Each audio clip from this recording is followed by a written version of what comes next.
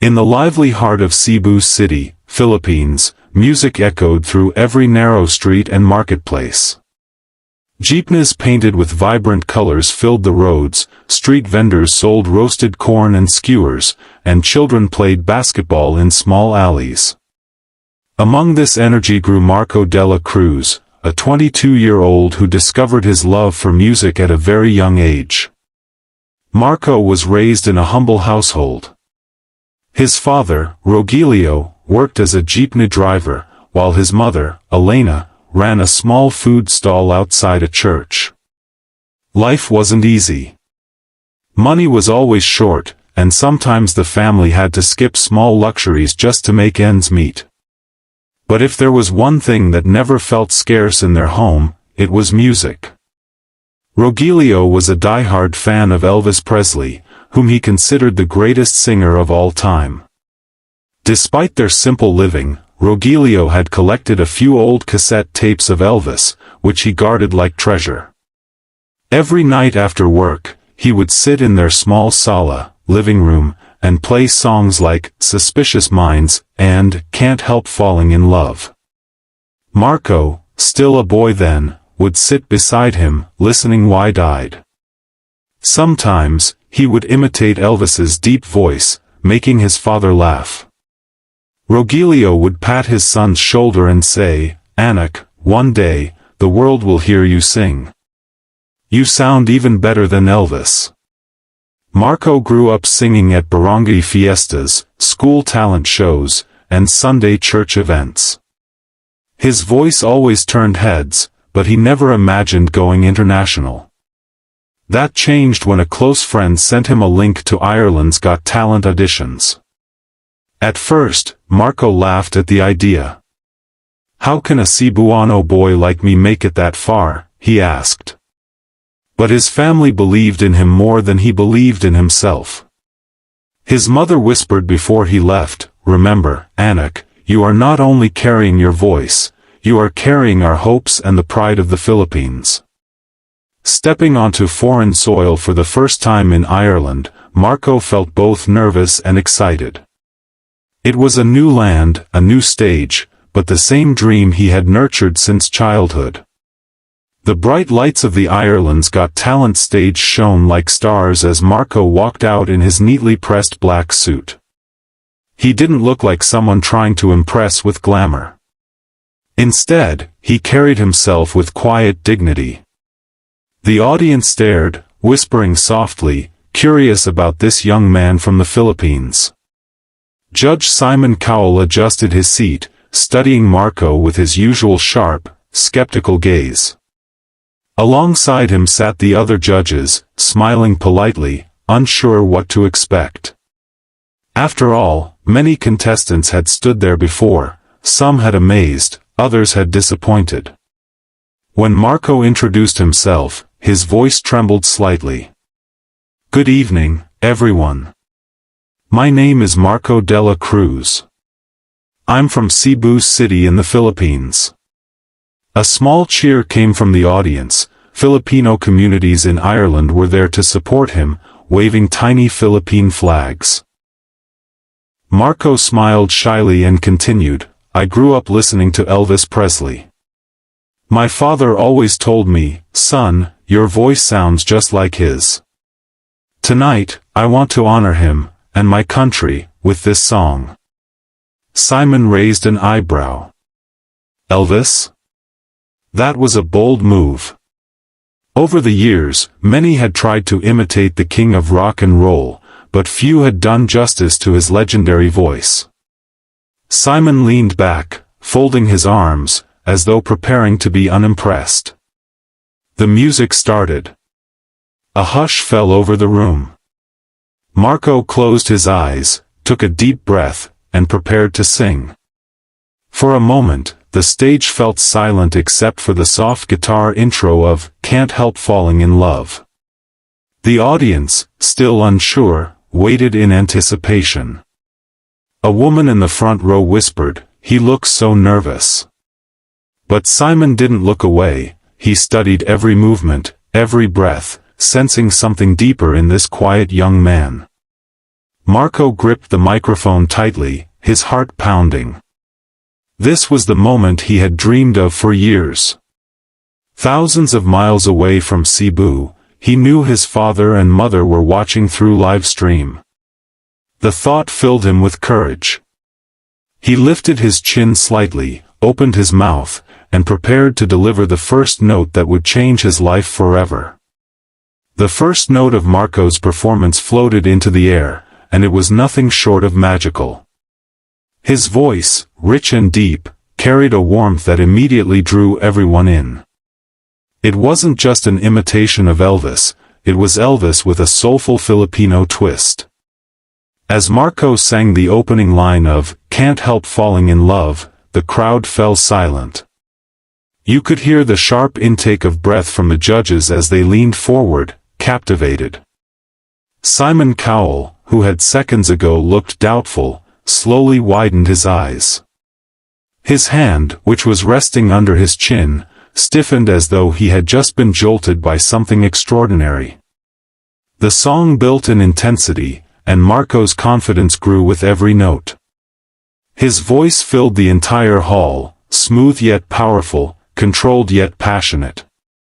It wasn't just the sound of Elvis being reborn, it was as if Marco had merged the King's classic style with the emotion and raw honesty of a Filipino soul singer. Every syllable carried meaning. Every note seemed to honor his father's memory of late-night cassette tapes. Every rise and fall of his tone painted the story of a boy who once sat in Cebu, dreaming that maybe one day, the world would listen.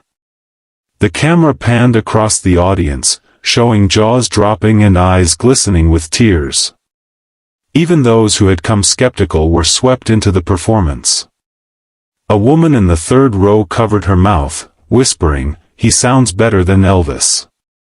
By the time Marco reached the chorus, something shifted in the room. No one was sitting casually anymore. People leaned forward, gripping their seats, completely immersed. The lights seemed to glow brighter, and the stage almost transformed into a bridge between Cebu and Ireland, two worlds connected by music. When Marco delivered the final line of the chorus, his voice soared effortlessly. It wasn't forced, it wasn't strained, it was natural. The kind of performance that didn't just entertain but touched hearts. Simon exchanged a look with the other judges. His skeptical expression was gone. He mouthed something under his breath, and the cameras caught it. Wow. The moment Marco reached the halfway mark of the song, the audience could no longer contain themselves. What began as quiet awe exploded into thunderous applause. People started cheering, clapping in rhythm with the melody, and a few even stood up from their seats, unable to resist the energy that swept the room. One elderly man in the crowd, a lifelong Elvis fan, lifted both hands into the air and shouted, "The King lives again." His voice echoed across the hall, and others agreed with cheers of "Bravo" and "Go Marco." The judges exchanged glances, their smiles growing wider with every note. Even those who were usually hard to impress couldn't hide their amazement. Marco had done what few could do. He had turned skepticism into admiration. The camera zoomed in on Simon Cowell. For the first time that evening, he was leaning forward, both elbows on the desk, eyes fixed on Marco as though he couldn't believe what he was hearing. He shook his head slowly and whispered, "Unreal." As the final chorus began, Marco's voice reached its peak, and the hall vibrated with his power. He poured every ounce of emotion into the song, love for his family, pride in his culture, and gratitude for this opportunity. The Filipino community in the audience waved their flags proudly, some wiping away tears. It wasn't just a performance anymore, it was a moment of representation, a reminder that talent knows no borders. When Marco sang the last line and held that final note, the theater erupted into a roar of applause. The sound was deafening, with cheers, whistles, and shouts of "Encore." The audience rose to their feet in unison, giving him a standing ovation that lasted far longer than usual. Marco stood on stage, chest heaving, eyes shining with tears of disbelief. He couldn't believe the reaction. For a boy who once sang barefoot in Cebu fiestas, this was a dream transformed into reality. And just when he thought the moment couldn't get bigger, Simon Cowell did something that stunned the entire hall. He stood up. Simon Cowell, known worldwide as the toughest critic, rose to his feet. The audience gasped. This was rare. Simon's standing ovations were legendary because they almost never happened. For a moment, Simon simply clapped, his eyes locked on Marco. Then, with a smile tugging at the corners of his lips, he leaned into the microphone and said words that would change Marco's life. "Marco, I don't say this lightly. That was one of the best renditions of an Elvis song I have ever heard. You sing better than Elvis." The audience erupted again. Marco covered his mouth in shock, his knees almost buckling. He looked down, as though searching for his father in the crowd, imagining him smiling proudly. Another judge leaned forward and added, "Marco, you didn't just sing, you transported us. I felt like I was listening to Elvis, but also someone completely original. That was pure magic." Simon continued, his tone more serious. "Do you know how many people have come on this stage trying to be Elvis? Hundreds. Do you know how many have succeeded? None. Until tonight. You didn't imitate Elvis, you honored him while bringing your own heart and soul into it. That's why it was special." The crowd cheered again, and Marco's tears finally fell. He whispered into the mic, "Salamat pa, thank you so much." His voice cracked, but his gratitude was undeniable. Simon gave a final nod and leaned back, satisfied. He didn't need to say more, his reaction had already spoken volumes. The applause still thundered when one of the judges reached for the golden buzzer. The audience screamed in anticipation, and Marco's eyes widened. Could this really be happening?